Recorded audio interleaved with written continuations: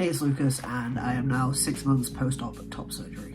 So I was actually 6 months post-op 2 days ago. Today's Friday. It was Wednesday the 28th of June that I was 6 months post-op, but I was working, so I couldn't make this video. Also, secondly, I apologise for sounding like absolute shit. I am so congested at the minute that I don't even feel like I'm alive, but I'm here. So yeah, 6 months. It doesn't feel like it's been 6 months. It literally feels like yesterday that I was waking up and being like, oh shit, I'm getting cut open today. It's crazy. Time really does fly. So I may as well just get into why anybody's here watching this video and take off the shirt. So this is my chest at 3 weeks post-op. This is the right nipple. It's kind of a little bit scabby, but it's doing okay. This is the left nipple. This is the good nipple. Only thing scabbing on this one is the little actual nipply bit in the middle is yellow, but everything else looking good. Today is Monday, the 6th of February. I am 2 days shy of 6 weeks post-op. Right nipple has 1, 2, 3, 4 stitches left, and it's done. Left nipple has still pretty much all of the stitches in all the way around and a little bit of a scab there. Right is just scabbed over in the middle.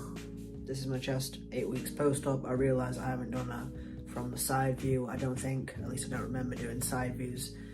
I'm also quite far away from my phone and I don't have my glasses on, so I can't really see on the screen, but this is from the this is my right, so right side, and then left side. This is my chest 3 months post-op. 4 months, everything is settled down. I don't think there's any more swelling left to go down. So this is what we're looking like at 6 months post-op. I haven't been to the gym for like 5 weeks, so excuse any extra flab and the fact that my muscles look like shit. I just turned off cinematic mode because it always makes it look really weird when I'm filming, so we'll just go left side first. You can see that the actual incision line there is really, really white.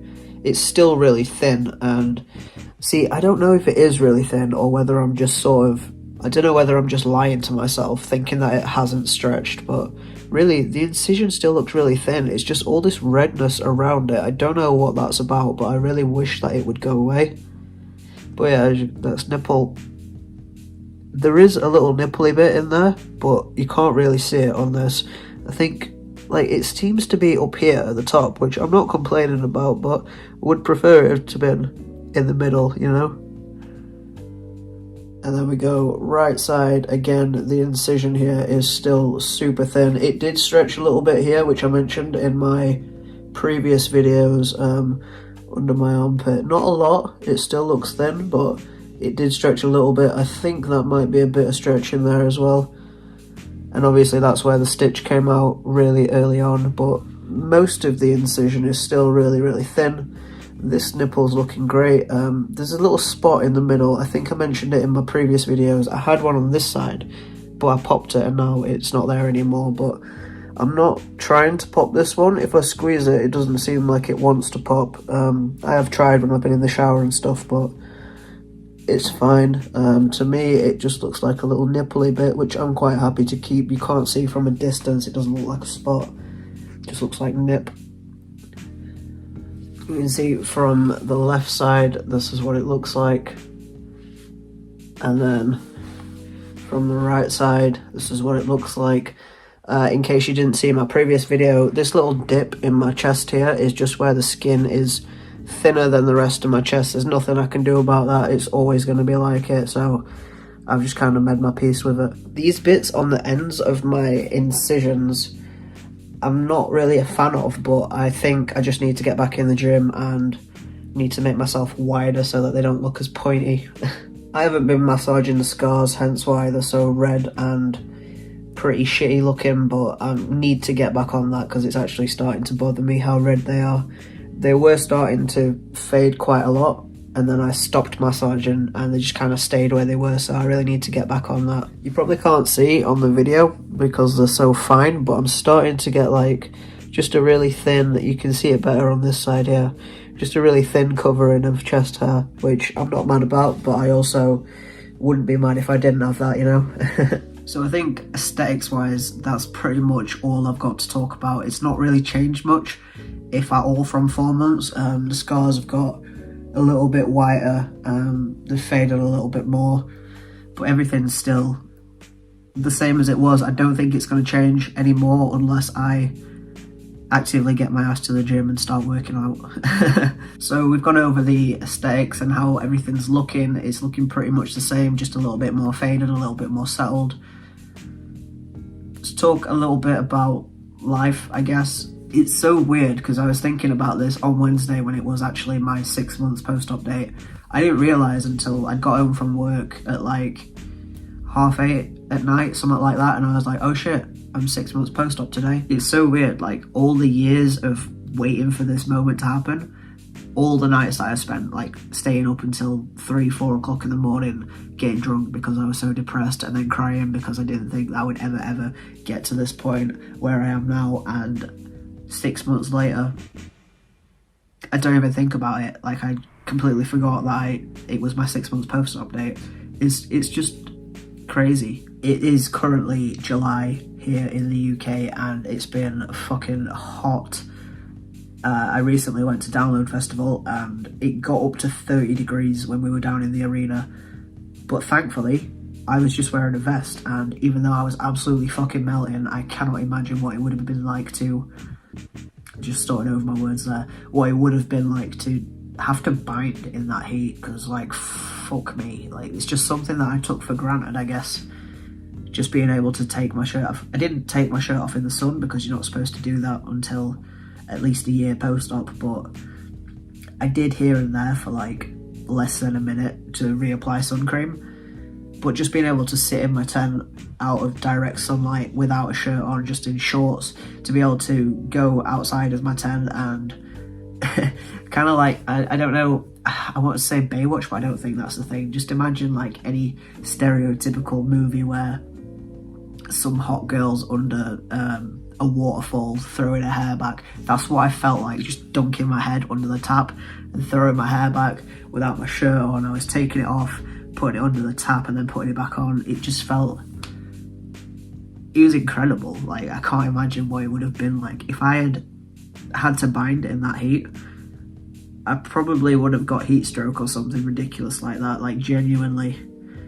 And I didn't think twice about it. I really did take it for granted that I just didn't have any tits. And again, I always go to say how lucky I am to have been able to have surgery, but it's a bit of a sore spot for me when people say that I'm lucky, or just for me to even say that I'm lucky, because I am, but I wouldn't have been able to get surgery if my mum hadn't died. So it's a little bit of 6 of one, half a dozen of the other. I don't have tits anymore, but I also don't have a mum. So whereas I am thankful and I am grateful and I have been incredibly lucky to be able to have top surgery, I'm always a little bit hesitant to say that I'm lucky, because, you know, it's not a lucky thing to lose your mum at age 25, which I did. I mean, it was 2 years ago, but it still fucking sucks. So I don't really like to say that I'm lucky, because I don't feel like I am really, but I am incredibly grateful and incredibly thankful to be able to afford the surgery. I never believed people when I watched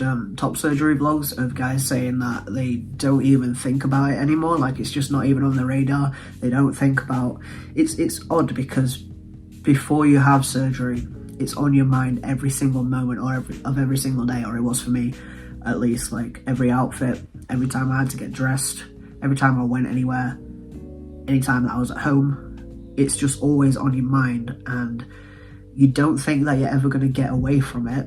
And you always say to yourself, as soon as you get surgery, like you're going to be thankful for it forever and you're never going to forget that feeling. But honestly, you really do. You just forget. It's just, life's normal. It tends to be now 1 in every 5 to 10 shirts that I wear, I'll put it on and I'll be like, holy shit, this feels great. I have a black Nike t-shirt that I haven't worn in ages, since before surgery, and I put it on for the first time in over 6 months the other day, and I was like, holy shit, this feels great.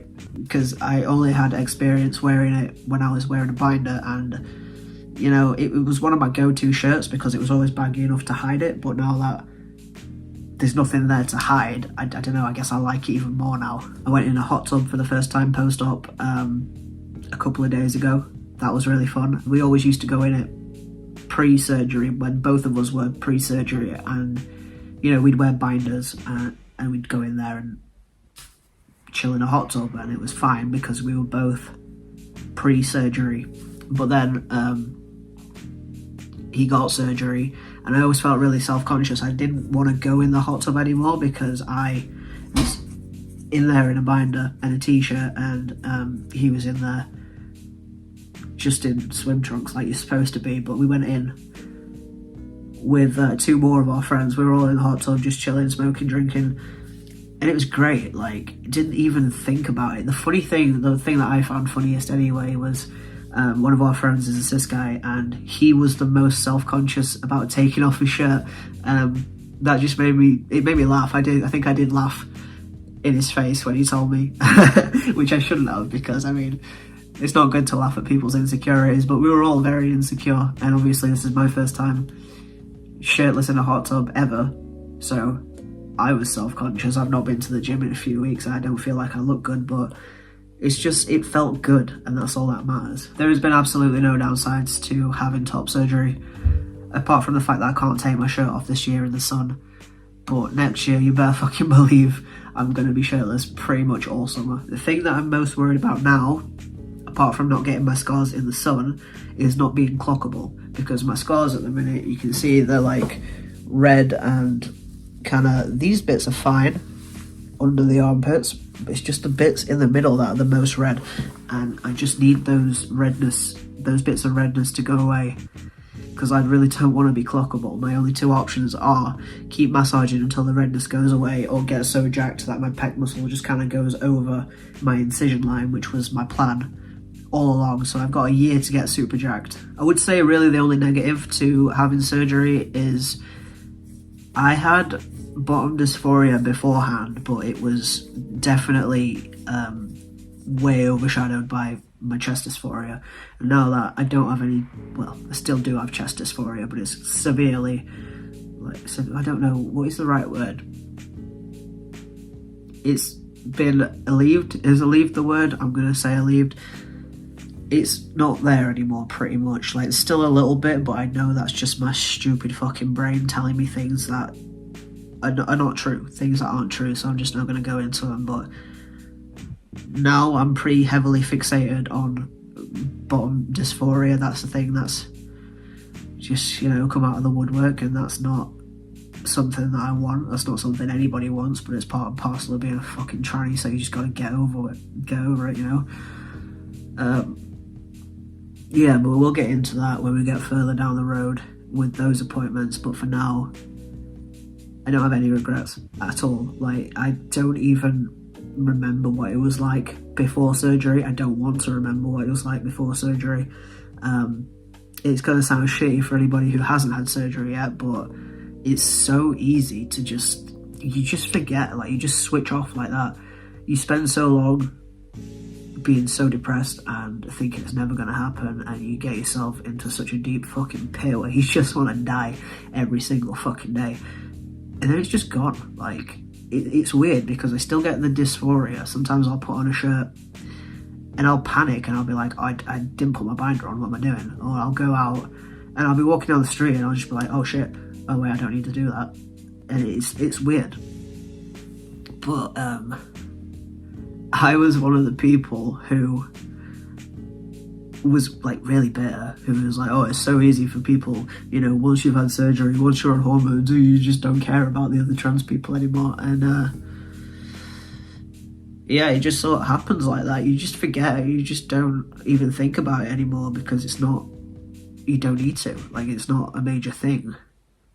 It's gone, and it's never, hopefully, coming back unless I gain a shit ton of weight, which I mean, I'm doing that in a minute and I don't like it, but I'm gonna turn it around. But yeah, this is my chest at 6 months post-op by Mr. Wooler in Hull at Spire. It was private, cost like £8.5 grand.